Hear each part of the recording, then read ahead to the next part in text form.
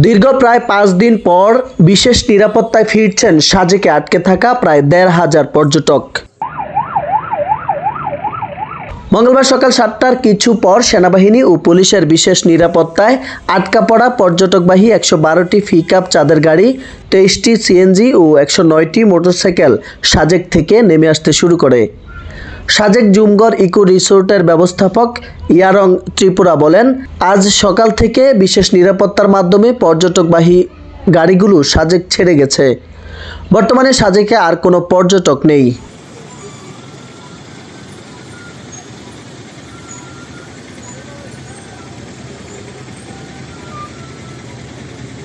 জানা যায়, বিক্ষুব্ধ জুম্ম ছাত্র জনতার ডাকা ৭২ ঘন্টার অবরোধের কারণে শনিবার থেকে সাজেকে আটকা ছিলেন প্রায় ১৫০০ পর্যটক।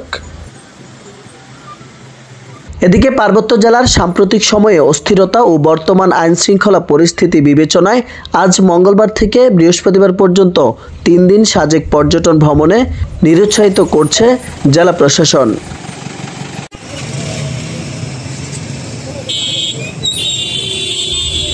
মঙ্গলবার দুপুরে জেলা প্রশাসক মোহাম্মদ মোশাররফ হোসেন খান এই সিদ্ধান্তের বিষয়টি জানান।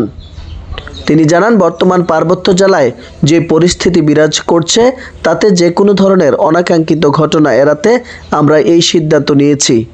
তবে পর্যটক ভ্রমণে কোনো নিষেধাজ্ঞা দেওয়া হচ্ছে না। মোহাম্মদ আলামিনের পাঠানো তথ্য ও ভিডিও চিত্রে ডেস্ক নিউজ, মানিকছড়ি বার্তা।